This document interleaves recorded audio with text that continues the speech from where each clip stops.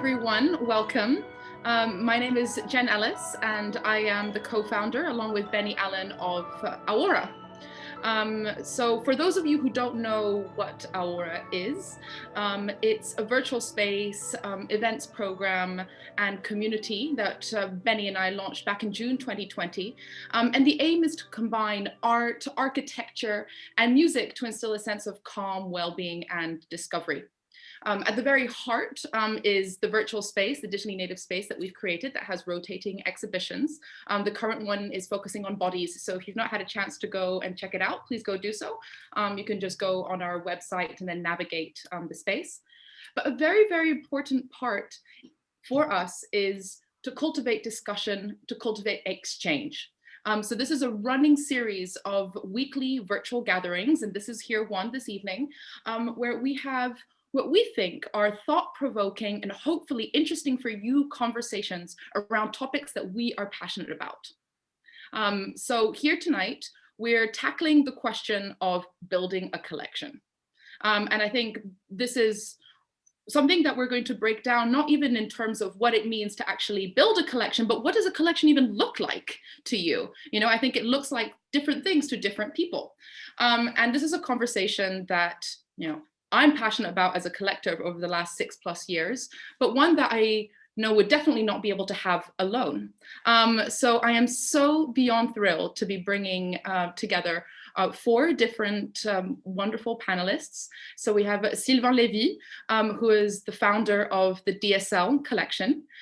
We have Kimberley Cunningham, who is the founder of Cunningham Contemporary and based in Johannesburg. We have John Sharples, who is an intellectual property lawyer and who's also been in the past dealing with corporate collections as well as collecting himself, based in London. And Kimiya Minoukadeh, who is a collector and patron and strategic advisor for Delfina Foundation, as well as on the council of Chisenhale.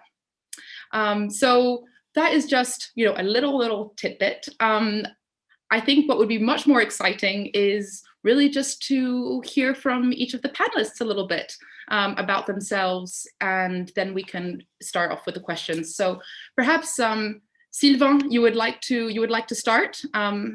Finally, the voice is here. First, thank you very much for inviting me, and especially inviting me to listen to persons that I really respect and have been inspired in the field that we're discussing today. I think building a collection is very, I think it's a very important topic. It's not, and especially the world building. Building means that you take the time to do something. And bringing this to the notion of time, we've been collecting with my wife for 36 years. And the project has moved from just a collection to something different, which is first a collection of Chinese contemporary art, but more a way to disseminate the collection by using always new tools to put the collection in the context of its time. Here you have images of the Virtual Reality Museum, where you can see 35 of our biggest work. For instance, this is Big Buddha for Zhangguan. It's a 5 meters high work that you can experience like if you are under the work. We are moving into a new project this year, but we'll speak a little bit here. It's an image of a video game that we're doing that will be released next month. And perhaps I will give more details during the conversation. Wonderful. Thank you so much, Sylvain. I mean, I have been obviously following what you and your wife have been building for years. Very, very incredible and pioneering work, especially in the field of, with collecting Chinese contemporary art, and also thinking about not only acquisition per se, but also modes of display and sharing. Like, where does a collection lie? How does it live beyond, just the immediate, maybe purchase point? So I think this is really, really incredible, and also all these breakthroughs, which I would love to, dig into next. But I was wondering, maybe perhaps next, Kimiya, you could introduce yourself, please. Yeah, sure. So I thought, rather than talking about the collection itself, for me, it's more the journey of how I started to collect. So for me, it really started with supporting art institutions initially. So really with these patron programs, like having access to not only the community and the discussion amongst them, but really having access to kind of artist studios and having those conversations. And I think, you know, it's really those conversations and exchanges that I fell in love with, and that's where you kind of feel you want to take a piece of it away with you, right? So as you said, yeah, right now I'm on the council for Chisenhale and Chisenhale Gallery based in East London, and also Delfina Foundation on the advisory panel. And I think because those two places really hold a special place in my heart, because they not only support artists in you know, producing some of their most ambitious works, but also providing a platform for exchange, which is how I've really discovered a lot of the artists that I collect. And obviously Delfina, so one of the pictures there in the top left, it's then they don't necessarily have a patron program, but they're really famous for their family lunches, dinners, exchanges between collectors, museum directors, dealers, artists, etc. And so I've just met a lot of incredible people through that. And, you know, I bring that into it because I think one of the things with Aurora you've done so well is you are a virtual space, but actually I think this exchange program, and I don't know how you manage to have a program every single week to have a conversation. I think that's insane, and probably one of the most frequent, you know, kind of list of events that I've seen. But I just think that's really, really important. And I think the reason why I actually, you know, was looking or seeking this sense of community when I came back to London, I was living in Paris for 5 years and for 4 years. And there I just felt everybody was kind of seeing exhibitions, even though I was in a completely different space, not in the art world, but people were just seeing exhibitions, you know, talking about it every day. It was really in their DNA. And when I came to London, especially working in finance, I just felt that that dialogue kind of stopped. And so I really sought out these communities. And even within UBS, even though UBS is famous for its art collection and sponsoring Art Basel, etc., I just felt that at the employee level, there was just a bit of a disconnect. So that's why in the past 5-6 years, I kind of helped to, you know, build a large kind of art network within, or art enthusiasts amongst the employees, not only to visit and understand kind of the UBS art collection itself, but also organize a lot of visits. And I have on that right hand side is actually a picture of John Sharples, because he hosted our group at the Simmons collection, and I think he does a really good job actually of, you know, really engaging the people and receiving people to experience the art collection, even though it's in a corporate setting. And I just felt like at UBS there was a bit of you know, it wasn't that easy, I think, for the people to really engage with the arts as the bank was kind of for its high net worth individuals.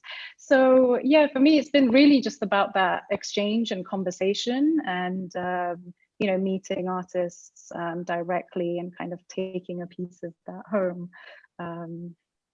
Yeah, I love that so much. And you know, one thing that really resonates with me is when you're talking about this patronage aspect to the start, right? Because when you think about collecting, and this is something that I'm going to be asking all of you later, you know, like, what does collecting mean to you? Something that I've thought a lot about is, does it have to mean possessing something, or can it mean actually contributing to something? And does it have to be a financial exchange, or can it actually also be time, right? Can it be energy, right? These are not finite resources. And you know, I think through exchanging, which, you know, I mean, it's the term that you use, and it's also what we've attributed this series to, it's about learning from others, right? It's not an isolated process. You know, it's by speaking with, you know, as you mentioned, like museum directors, curators, critics, other collectors, or other people who are art enthusiasts, right? So yeah, I think that's really powerful, and I look forward to, you know, getting more into it. Perhaps next, John, you could introduce yourself, please. Sure. So I joined the law firm Simmons & Simmons back in 2013, and I knew it had this famous contemporary art collection. It was one of the first law firms in the city to do this, and the corporate partner who started that collection was very much in the right place at the right time when he started building an art collection in London in 1990. And from the outside, these things always look incredibly professionalized, and you assume there's a team of qualified people running everything. But sometimes when you get on the inside, you realize there's a complete vacuum to be filled by somebody with some energy and enthusiasm and even less knowledge. And something that became an increasingly huge part of my life at Simmons and Simmons was that I came to oversee the collection. So the guy who put it together had retired from the firm. And so there was this space to fill. And I'd enjoyed watching him give tours of the collection as a kind of one-man art cabaret. So he was a big influence on me, and I enjoyed doing that. And you know, it's weird to see a photograph of yourself like that Kimiya had, where you don't even remember it happening, but it must have happened. And so yeah, it became a sideline for me to introduce people to this collection, to bridge the gap between the art world and corporate lawyers, which is quite a big divide to bridge at times, and you need to find different strategies to engage people in different ways. One of the challenges is that collection has always been built, to use that word for this evening, on a shoestring budget, and the budget didn't change between 1990 and when I inherited the collection in 2015. And so although the budget didn't change, we all know the art world and the art market changed beyond all recognition. And so the challenge was, how do you keep this collection that was essentially a greatest hits of the 90s album? So Tracy Emin, Damien Hirst, and all the YBAs. How do you keep it relevant when actually your budget is no longer really relevant in market terms? And so I very much enjoyed touring mainly London degree shows, because that's basically where our budget allowed us to operate.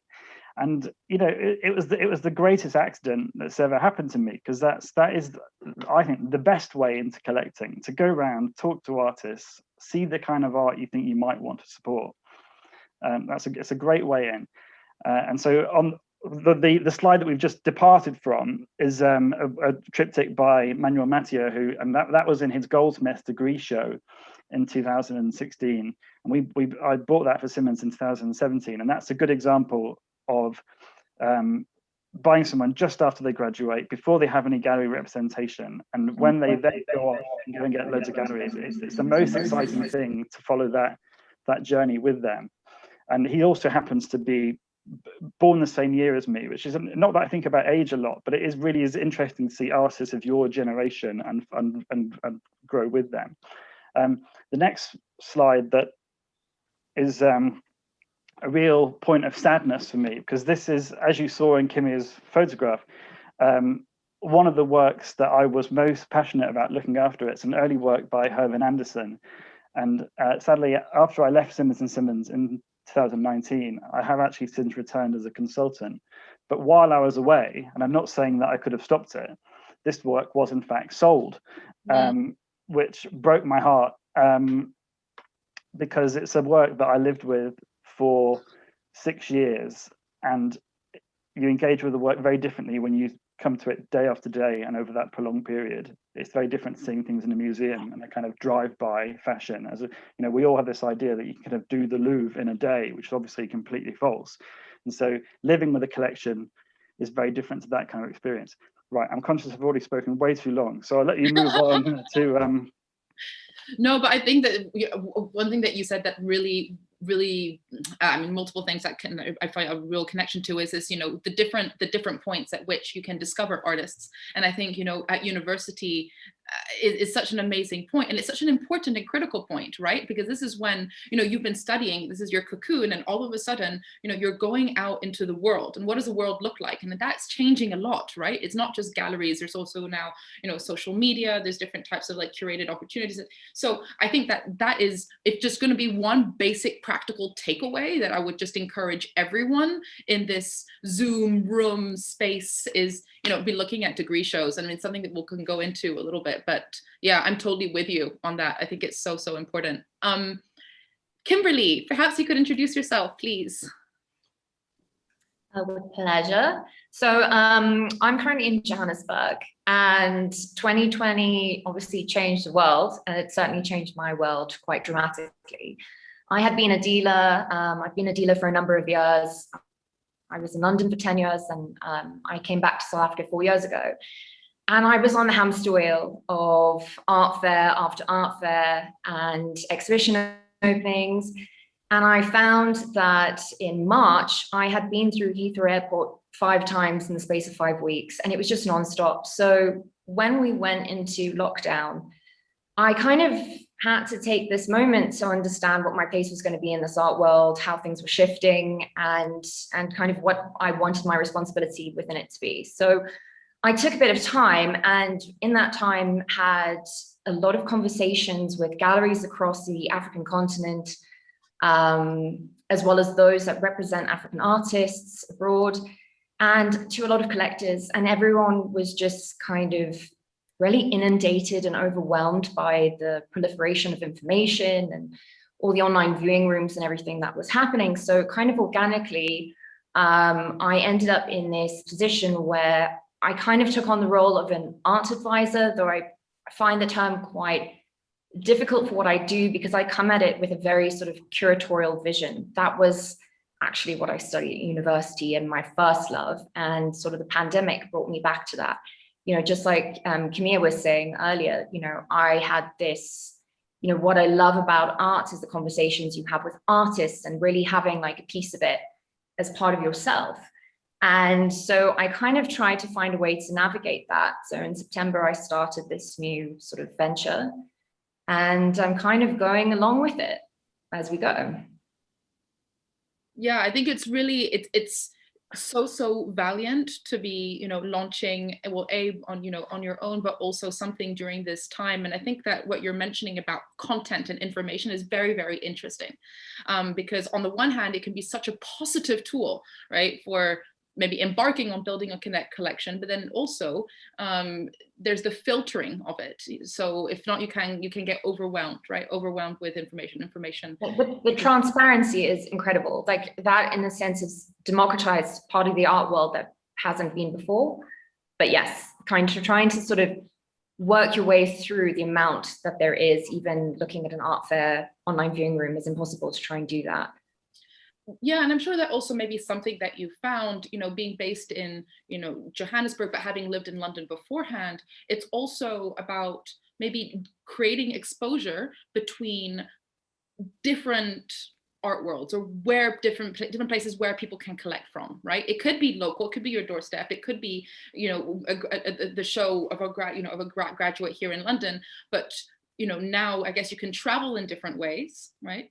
And then you can also maybe discover different hemispheres, which I think is so important. As someone who lived in Hong Kong for 5 years and who has a South American mother, you know, it's always something that I'm very conscious about personally when it even comes to collecting and displaying art, you know, in a curatorial capacity. So I think that's really interesting to explore.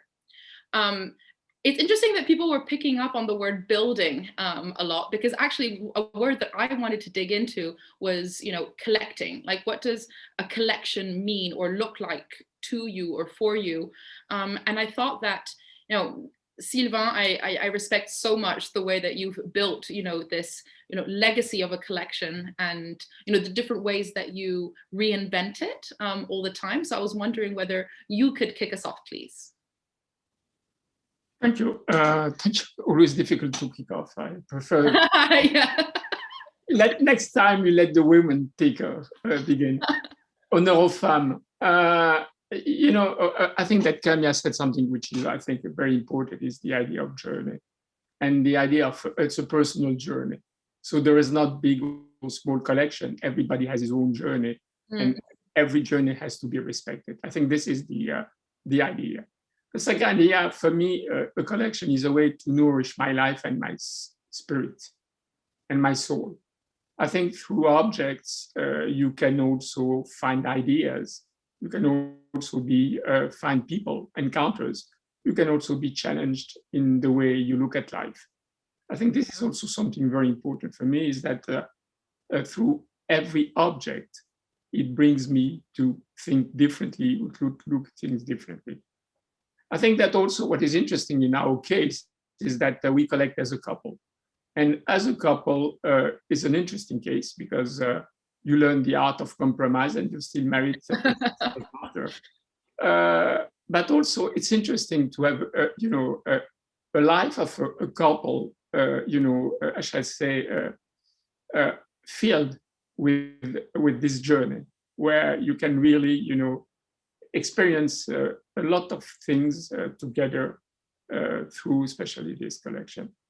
I could spend half an hour telling about what it means for me, but if I had to summarize my feeling of collecting, I think that collecting can make perhaps ordinary person to have an extraordinary life, and so you don't need to be rich. You don't need to, as you said, perhaps it can be through time, it can be through going to museums, it can be through encounters. You don't have to buy whatever for $10 million to feel that you are a collector. That's very beautiful, Sylvain, and incredibly moving. And I think that, all of that, I want to print it out and have it as a reminder. And I think nourishment is something that particularly touches me. I think, I'm sure we've all been feeling it. We've been, for the most part, at home a lot over the course of the last year, and I've always loved art, whether it be creating it, seeing it, making it. But what I've noticed is even more people around my midst, craving this sense of meaning. And, it's been a contentious term, but I'm going to use it, beauty, and beauty looks different to so many people, but just something that sparks a little bit of wonder. And that can come in many, many different ways. So, if I can add something, the beginning of the museum was the cabinet of curiosity. And I think we have to go back to this notion of to be wonder, the éblouissement, to have this curiosity. And the beginning, I think that the collections in the beginning were based about this idea of being, having an emotion. And it was not only about object, it was something much more than just object. And I think that this is something also very important, is to bring back this wonder cabinet or wonder kammer into the project. Yeah, and I think curiosity is a great term, because it's something that's it can be infinite, it can be endless. It's something that you carry with you everywhere, and as you said, it's not something that's necessarily tangible. Right. And it's something that you cultivate over time. And actually, through all of your different descriptions of yourselves, Kimberley, John, Kimiya, there is that feeling of curiosity, right? Like John, I'm thinking about you joining Simmons and Simmons and being like, okay, now where am I going with this? Right. Not necessarily, with an art history background, and just kind of embarking on it. Maybe, John, you'd like to share a little bit about that, and also, what I guess collecting also means to you, right? Because on the one hand, you had this, I guess, curiosity, entanglement, on revelation of art, through the, the corporate context, but also with everything else now that I feel like you've been sucked in. Yeah, I was definitely a completely self-appointed expert when I started. And it's because that in the land of the blind, the one-eyed man is king. And so my little bit of knowledge meant that I had an advantage over everyone within a corporate law firm. When I reflect on what collecting is, it is this very kind of high-minded idea, and I'm always just upset with myself for how lacking in rigor I am when it comes to buying stuff. Because when I think about what's great about collections, it's about the subjectivity and personal feeling, the thread that runs through a collection of art objects that a specific collector or pair of collectors has put together. And I'm thinking of collections like the Byler collection or the Guggenheim collection, or even Samuel Courtauld. Like, just those collections have such a strong sense of having one of the best of everything. And it makes me really angry at myself for not being as disciplined as that, because I just have this addiction that means I spend as much of my disposable income as is feasible at any given time on buying art. And it really just isn't planned or systematic. It's just it's just ad hoc. And I see actually there's my last like significant, really large thing that I bought is that work on screen by Jack Warren, which has got a VR component, and which you might roll your eyes at, because most art with a VR component is gimmicky and the technology isn't used in the service of meaning. But this is a real, genuine contradiction of that, and Jack really uses it to come to something personal.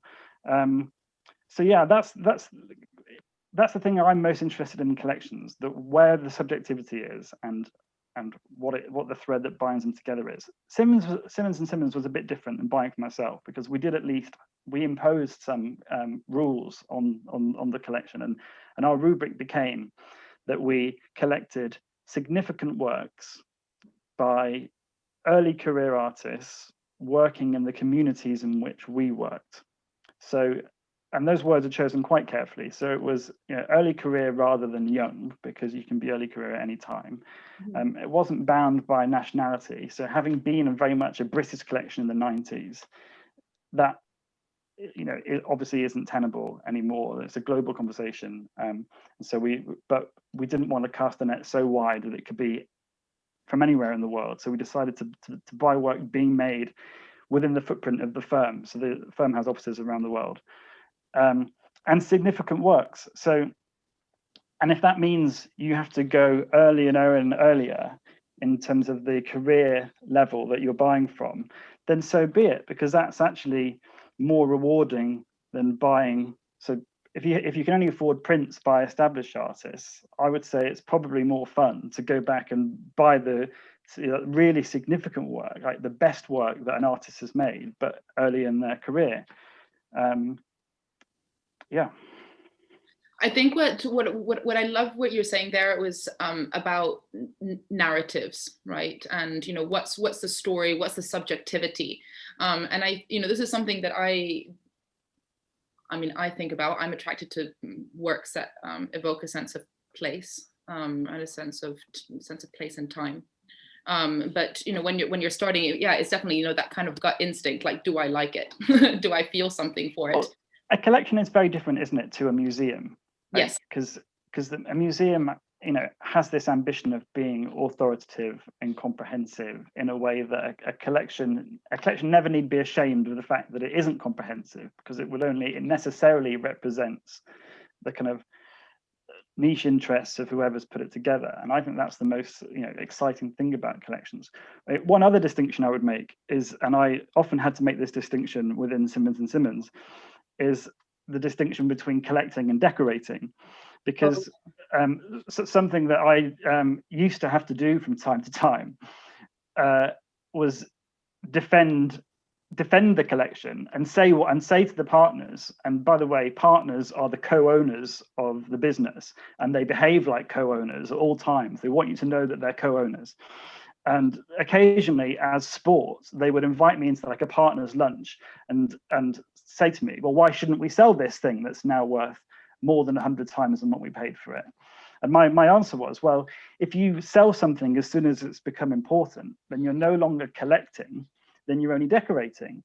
And it's also a disservice to every work that came after that work into the collection. Because when I was bringing young artists into the collection, or early career artists, I should say, part of what I was selling them was the opportunity to have their work in this context alongside these works. And so it undermines their work to let things go. And so, yeah, I returned to my sadness at the Herman Anderson having left once I'd gone. Yeah, I think it's interesting, that distinction with decorating. I remember very, very, very early on in my career, I mean, this is really like the first year, straight out of history of art. I went and worked with some art consultants, and that's what they call themselves, art consultants. And then I arrived and I realized it was just masses of the same but slightly different types of artwork that were going to different hotels and different, corporate locations. And I was like, what is this? This is not art to me. And actually, so I studied law in a previous life before I went to study history of art. And, you know, the way that I was distinguishing between an artwork that has meaning and maybe something, you know, that wants to articulate, and something that was just flat and sort of just something just pretty, was sort of like how you would define a crime. So like mens rea and actus reus. So mens rea being the intent, and actus reus being the act you see in front of you. So something that I would personally allocate to distinguish between an artwork and just decorating is that, does it say something to me visually? And then what is it trying to say actually intellectually as well? And do they meet? Anyway, so that was, I'm digressing, but I saw Kimberley nodding when there was concept of just like buying and then selling and flipping. And, you know, I mean, you didn't mention it, but you have worked for some powerhouse galleries. So, you know, you probably are very aware with this mechanism. And yeah, what does collecting mean to you, and maybe in the context, vibing off what the others have said? I think I was nodding because it's actually interesting to say, yes, working with powerhouses, but, you know, being in this space of working with art that is sort of part of the sort of it's non-Western art, particularly African art, the amount of flipping that we've seen recently in the last couple of years is just on another scale. And it's became very sort of speculative market. And so for me, collecting, coming from a curatorial background, I really see the idea of being a curator as the old-fashioned kind of caretaker. And I'm like that with both my collectors and with the galleries that I try and support on the continent. And through that, I think that there's responsibility. So collecting to me really reaches to the idea of responsibility and sustainability. So Sylvain was touching on sort of this idea of nourishment. And to me, that's what patronage is. Patronage is this beautiful system in which you can kind of create the sustainable model around a collection. So I love it when collectors buy particular artists' works kind of in depth. And I find that a really interesting journey that they go on with the artists. I really love that kind of collecting. But I also find, you know, when there's a challenge with a collector, it's my favorite type of collecting. So when someone initially is not interested in the artist that I'm putting forward to them, or vice versa, collectors often put works in front of me that I really have to take time and sit with. And I think that's what collecting becomes interesting, is it becomes this really interesting dialogue. So I've pulled a lot of things into that sort of package. But for me, again, like Sylvain was saying, it's this journey. And within that journey comes this sort of discourse you can have around the works. But fundamentally to me, and because of the kind of artists and galleries that I support, I really do think that there is a responsibility that needs to be at play as well. I love what you're saying about responsibility, and I mean I really can imagine it, you know, that with you know, the African art market or African art in general, and just this you know, you see it when you maybe go around art fairs, or when you look at auctions, and the opportunity, right? And opportunity is a word that just gets thrown around. And I think what's really important is, as to your point, it's long-term support. You know, it's not a flash in the pan, and something that, you know, develops over time, which, you know, kind of, I guess, makes me also think of what, you know, Kimiya, you know, what you were saying, you know, with that foundation for, you know, for collecting and for approaching. It's not just, you know, the purchase, it's actually developing those dialogues. Those are things that take time. Those are things that require investment. I mean, you touched upon it in your introduction, but maybe you could share with us a little bit, you know, what you know, collecting means to you, and perhaps also, you know, how that's changed, right? You know, maybe it's changed over the last few years, from, you know, going to exhibitions and then being a part of, invited to events, and now, you know, literally maybe in the last couple of years being a part of these different organizations in an advisory capacity. Yeah, it's interesting, since you guys have been talking about, you know, some people have picked up on the building and then you just collecting even as kind of, you know, patronage or discussions, or you can talk about kind of collecting, you know, these communities or memories and things like that, because I feel, and, you know, it's not necessarily down to like a transaction or you actually holding or possessing something. And I think that then makes it easier for me to think of myself as a collector, because otherwise, you know, you're always a bit embarrassed of like, oh, you know, maybe my collection is too small to be called a collector. But for me, it really is about these discussions. And before I move on to sort of how that's changed, for me, touching on what John was saying about, you know, different types of collections or museum collections, and for me the corporate collection versus the, you know, private collection, I think is quite interesting, because I think as the, if you're, when you're building a corporate collection, John mentioned the discussions with the partners, but I actually think the responsibility is there also. If you're saying it, you're putting it up in the offices, there is a responsibility then to educate, you know, the employees who are seeing it day to day. Because one thing I noticed is when, you know, you go around, well, in terms of visiting corporate collections, if you have an art crowd, they see it very, very differently to, you know, the employees walking past it. For example, UBS is known for its one of the Gursky 99 cent that it has, and you know, you just hear of employees kind of walking up in front of that with their clients, and they just see it as, oh, there's a big, you know, photo of like a candy store or a 99 cent store, and they don't see that for what it is. So I think that education of people who are going to be encountering it every day is actually really important. So obviously that's very different to building a personal collection. And for me, it really is, I think, being part of that artist practice. I mean, you said you were a kind of a lawyer in a different life where you studied it. I studied painting before and I practiced it a little bit. And I think for me, it's really a way, the reason why I like that kind of dialogue or being involved in that practice is because, you know, it's kind of, I want to be part of that process and support their practice. And sometimes the difficulty I see with that, if I see collecting as more kind of, you know, that collecting of dialogue and supporting the artist's journey is, for example, for, you know, people produce kind of 2D objects or sculptures or paintings, it's easy to collect, but there's a lot of artists that we really, you know, love and support. And I have a number of them who are either in, you know, huge installations or performance artists, and you really want to support their work. And, you know, there are certain people who provide either, you know, images, prints, 2D sculptures, etc., that go kind of,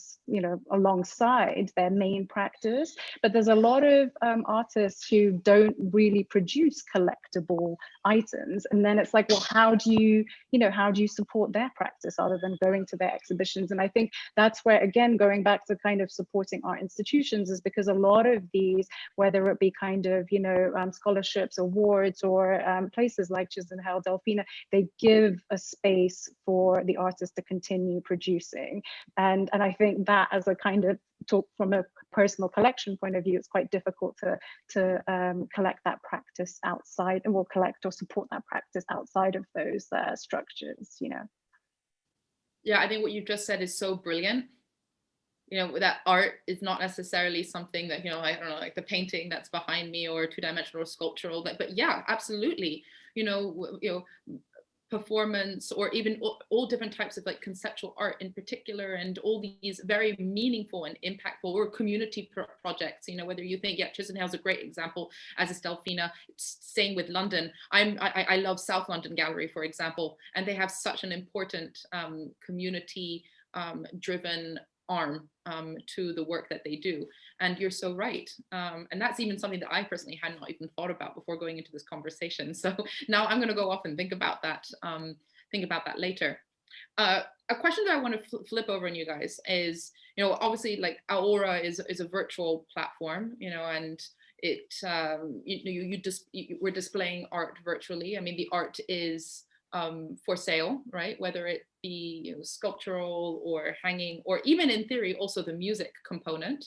And that's something that we've been developing slowly and with care. I thought it was interesting what John was saying, you know, about how, you know, art and VR can be tricky when it comes together. And this is something that, we've found as well, we're very much about, trying to build though in the digital world with soul. I attended an interesting event a couple of weeks ago with Rory Pilgrim. And once again, I thought that was a really beautiful combination of, the digital, again, with soul, with care, with empathy. And I'm wondering whether, and this is like a two-pronged question, and you can pick up on the angle that you feel most akin to, but what role does, I guess, for you, the digital play when it comes to, collecting, patroning, supporting ETC practices, and have your personal practices of collecting, supporting, all the words that we've been using, have they shifted in light of also developing technology? It's a bit of a bomb question. I'm seeing questions and thoughts. Does anyone want to bite? If not, I'm not going to nominate. Okay, I'll say something, which is one thing that happens in loads of areas of technology is that the experience of early adoption is so bad, it then puts you off for longer than it really should. And to give you an analogy, do you remember when you could first do machine translations online with Babelfish? They were so terrible that most people then avoided them, even when actually they had become quite accurate.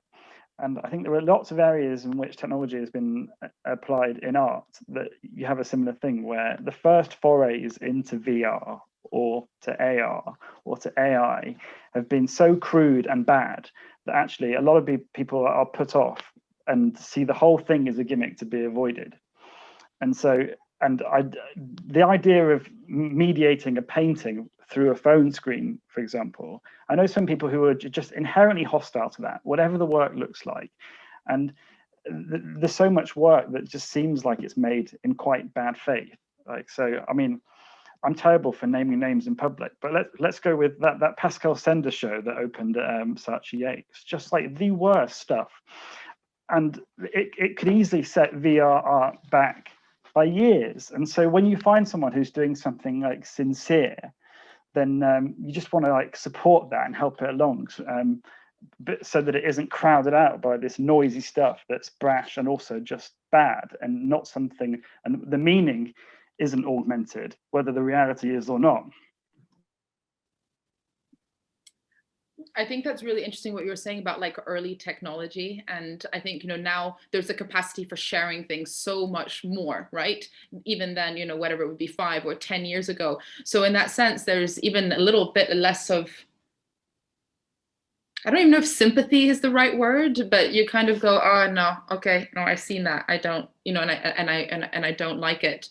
And there is this sense of speed. I remember when we were launching Aura and I was having early stage conversations, because the origin story for it was actually based in in hospitals, so trying to bring the neurological benefits of art to people who were immobile, and so there was that emphasis on care. And I remember when we were launching and having conversations, and we pivoted a little bit at the time of the pandemic because we wanted to be a support structure for galleries and artists who were otherwise heavily relying on footfall and encounters.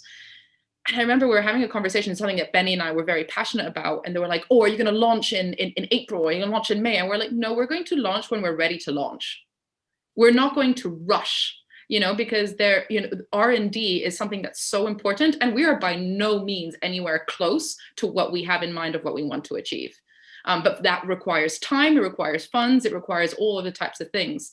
But yeah, and every single time, to your point, if someone comments back being like, that navigation was going too fast, we're like, oh my God, okay, great, go back to it. Well, you face a challenge and an opportunity at the same time, which is that most online virtual viewing spaces are terrible and people think that they are. And so you will find it difficult to drive traffic to what you do because people have had so many bad experiences with other things. And typically the technology is deployed with so much less sophistication than it would be in, say, a computer game context or something. And so how can you meet the level where the 3D spaces have in other settings other than art? And it's amazing to me how many online viewing spaces replicate the same compromises and indignities of regional museums. And like, if everything is possible, why not do something ambitious? And what I love about what you have done is that you have this fantasy architecture. And why wouldn't you do that if actually you're building a virtual world? And it's amazing to me that so much of the virtual architecture is just, it builds in the same poor architecture that you have to encounter in real life. Yeah, well, I mean, that's what, Benny is an architect, and I remember we created there was a first version, a really first version of our like 4 years ago, and it was the worst thing. It was so bad.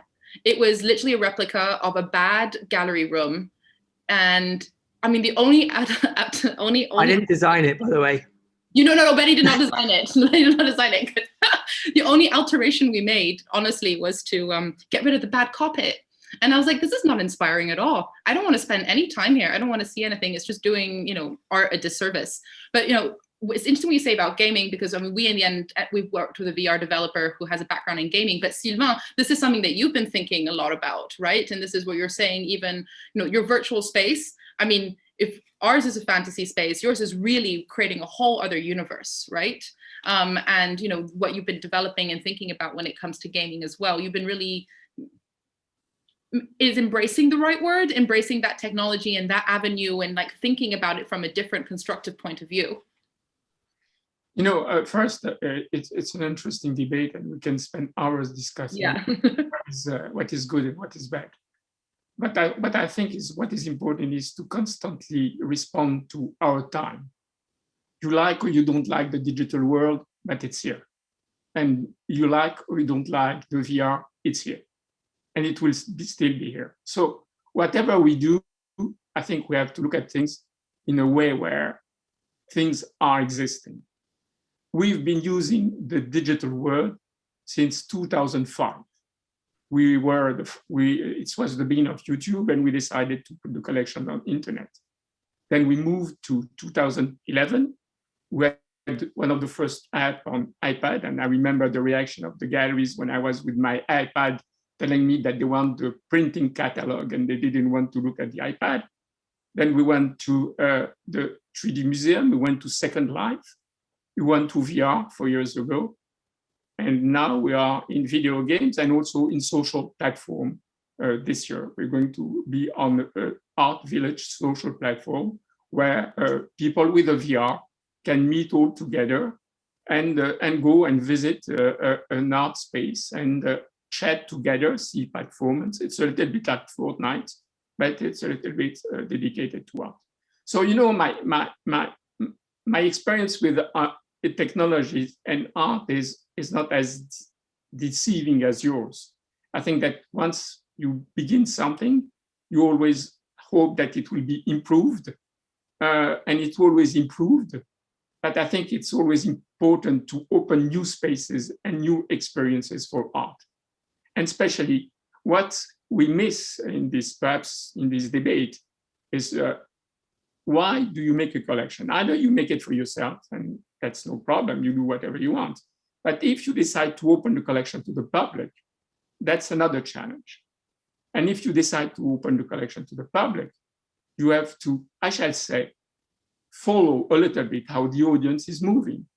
And today, there is a huge change between what was the audience 20 years ago and what is the audience today, and what will be the audience in the next 10 years.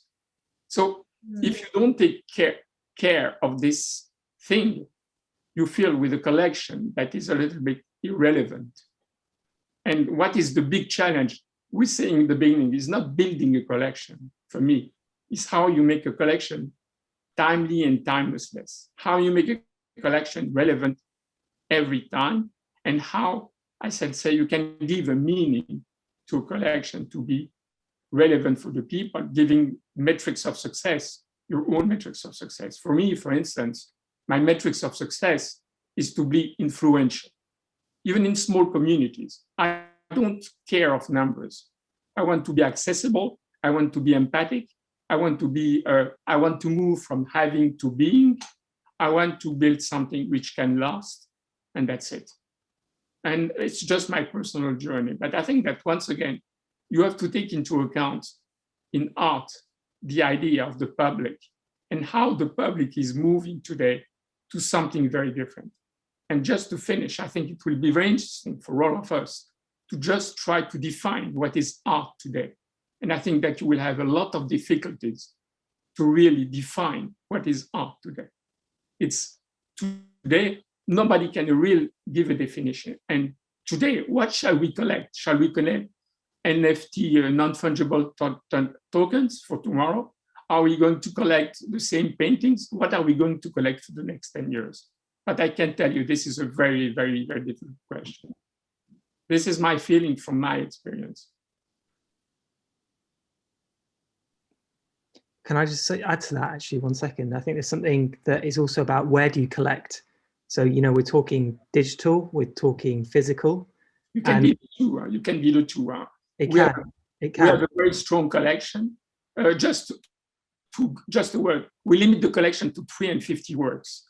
We have decided to limit the collection, and we change 5 to 10% every year, because we consider a collection like I shall say a bonsai. And we do it by going back to the galleries and changing the works. We do it if we are obliged to sell. We use private sales. But I think a collection is something also which can be also a lively, I shall say, a lively organism. And selling is not the problem, it's the way you do it. But to sell, for me, is not the question, it's how we do it to protect everybody. I mean, I agree with that, but I think selling is such an intellectual drain. This whole conversation around whether museums should have a presumption against deaccessioning. For me, the strongest reason to have that presumption is to free up museum directors from constantly having to assess spreadsheets of what their collection might be worth and whether or not they're currently getting the best from that financial value. Like, to me, that's just a miserable exercise to have to repeat and repeat and repeat. And actually, my sense of collecting, which is holding on to stuff, it's what sets you free from that, because you don't have to think about it anymore if you just accept that you're not going to do that. So, but I mean, you clearly have a lot of intellectual energy to commit to this, and I love the idea that you're constantly, you know, cycling out 10-15%, and you have this thing that's organic, but that requires so much thought as an activity that I think for lots of different kinds of collections, that thought might actually be a distraction. Yeah, as you said in the beginning, as you said, every collection is a personal journey. But I think that the idea for us to limit the collection, and every time to think what is useful in the collection, to make the collection something coherent and strong and something lively, I think it's as important as just adding objects. I think it's very easy if you have the money to add objects. But if you look at Sergei Chushkin collection, there are only 200 works. The Courtauld collection, it was a very small collection.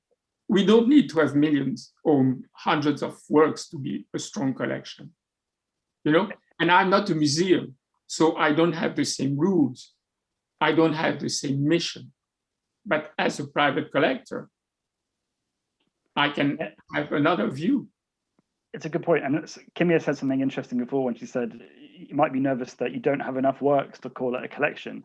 I mean, I have the opposite problem, which is I have probably 200 works, and not all of them are big, significant works. And I wish I had the discipline to keep it tighter, because then that's a collection. I don't want to monopolize. One also thing very important for me, my collection, and I don't try to have a collection of pearls. I think a collection is made of good works, bad works. A collection, and I think that one of the biggest problems for a collector is the quest of the dream, which is make us always frustrated because we don't have the good work. But I can tell you something: a good collection is made of pearls, but also not always the biggest pearls. And what makes a good collection is also because it's unfinished. Just very quickly, because I'm aware that we're dominating this now, but this is the most 2021 sentence I'll ever say, but last night on Clubhouse, Alan Survey was talking about what makes a real collector is when you buy the things you don't like. He said that's the thing that's really impressive. When you buy the things you don't like, and actually you're deliberately, operating into a headwind of taste, because ultimately it's important to not just have the pleasant, easily digestible things. He wants to live with the tough stuff that actually challenges him and his environment. I think that's exactly what Sylvain's saying, because I think also I think there may be a question of time, like myself, maybe you as well, John. Maybe if we started to collect recently, it's still an okay size to live with, and we can continue adding. And then when you get to, and either maybe you could split, you know, those collections into smaller groups that are maybe irrelevant and either display them or make them available for the public. But yeah, I think that's also where I think Sylvain, many other people also have said, you know, in terms of challenging yourself or buying things you wouldn't normally buy. And I think going back to, you know, my ways of, say, discovering art or speaking to artists, you know, if I'm really put off by something, even if it's kind of the most relevant artwork or artist practice, if I don't connect to it personally, if I don't love it, I will find it very difficult to add to my collection. But, you know, I think that is just the test of time as well, since Sylvain said he's been doing it for, I don't know, 34, 36 years. Maybe we will see the significance of that in the future. But I think at this stage, it's sort of just, you know, your comfort and kind of collecting things that make you happy and remember those good conversations and that are stimulating. But perhaps we need to look at those kind of more difficult, stimulating, you know, emotions as well, and collecting things that we don't like. You know, collecting Chinese art was not very easy. It's not my aesthetic. Yeah, I think it comes back to what, you know, John was saying about that element of subjectivity. And I think there's just no right or wrong. There's just all these different approaches. I'm aware that it is already 7 p.m. and we've been speaking for an hour. So I was wondering whether anyone has any questions in the public, or if, you know, there are any comments or thoughts, or whether the panelists had any questions for each other.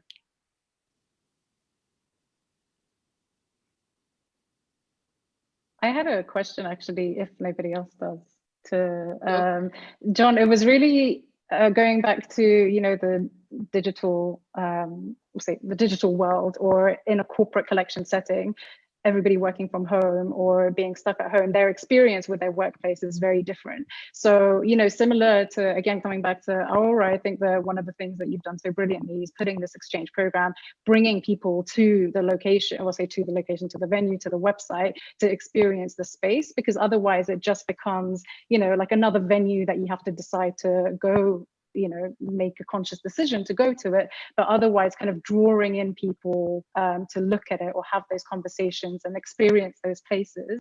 You know, in a corporate collection setting, I wonder what, if John, or with the Simmons collection, are you doing anything in particular to address the working from home aspect? You know, is it just a matter of kind of making the collection a bit more nomadic, or do you have a framework in place to give that access more easily, because you're just not walking into a meeting room as much as you were, you know, before, to just come across these things? We've done Zoom tours, and I know that sounds potentially miserable, but actually, so we don't try and film the space. We just, you know, we bring up, you know, high-res images, and it does enable some things you can't do in real life. So you can't bring in contextual images, and so they've been really interesting, lively discussions. Because, you know, for example, we've got a brilliant diptych by Steve McQueen in the Simmons collection, and one of the things that's hard to do when giving a physical tour is you know, put that into the context of the rest of Steve McQueen's work. And so. But I mean, I'm not going to lie to you, it's pretty, I cannot wait to get back and be in that office again. And there's nothing that replicates that. And it would be brilliant if we had the resources to have something like Sylvain has, or Aurora has. And I think one of the things that will change everything is, in 5 years' time, we will all probably own a VR headset at home. And that would be amazing, because then you could have, yeah, shared virtual experiences in a way that you can't have now. One of my favorite museum educators, Ben Street at the National Gallery, was saying the other day that some people have talked about the privileged experience of a museum being when you can walk around and it's silent. But he said, no, the real privilege is when the kids are there shouting. That's what the museum experience you really want is. And so it'd be interesting to see how over the next few years we make virtual experiences, shared experiences. That's probably where things are going, right? Yeah, that's one of our aims for the future of Aura. And I think the idea of actually being able to do this in a virtual space where we can walk around together and actually experience those things. I think the only thing I'd say that I've picked up on, there was something really beautiful about the fact that collecting can make someone ordinary extraordinary. And I think for me, about collecting, with that, which I found as an architect, is when it's very spatial. So I'm always drawn to Kettle's Yard, where, you know, it was all about the experience of art in a domestic setting. And that then gives the collection a completely different narrative, a completely different experience for different people. So it's very much about where the setting is. So whether it's digital, whether it's in a gallery, whether it's in a home, it becomes very personal. How people engage with that is also very different depending on who you are. We're running over, but I think we should continue because the conversation is really flowing. There's another question for John, and it's related to, are there any themes or artworks that you can or won't add to the corporate collection? For example, nudes or political artworks? Yes, I don't know if that question's a plant, and you've heard me talk about this before, but I've definitely had nudes and political artworks turned down over the years, which I thought was a real double standard, because the Simmons collection has this amazing triptych by Angus Fairhurst jumping naked off London Wall, you know, and it's not full frontal, but whatever the inverse of that is. And I wanted to bring in, there's a painting of femen protesters, and you just can't bring a nude into the corporate setting without, it's that having a nuanced question about whose gaze it is just isn't possible. And so there is a certain level of conservatism that just means, yeah, there aren't many opportunities to bring very controversial works in. But what I will say is, one of the things people misunderstand about corporate spaces is that they expect them to be a hotbed of political discussion. Like, if you get a concentration of opinionated people, and a law firm that fits that description, you'd expect to have real fierce political debate, but actually you don't have it at all, because it's an ultimate breach of corporate etiquette to talk politics in the workplace. And so what is interesting is when art brings social issues in under the radar. And so something that we rehung the London office, and there's a work by Rachel Whiteread, which is a series of 12 photographs showing high-rise housing being demolished in the East End. And one of them is a very stark silhouette. And we had rehung this maybe 3 weeks before the Grenfell fire happened. And this was in our gallery kind of restaurant area.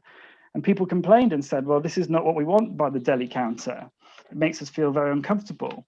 To which my response is, well, good. It's what else can people's conscience be pricked by if not artwork in a corporate setting? So every corporate office and every council office in the country should have something that makes you feel slightly uncomfortable as you're having your ham sandwich.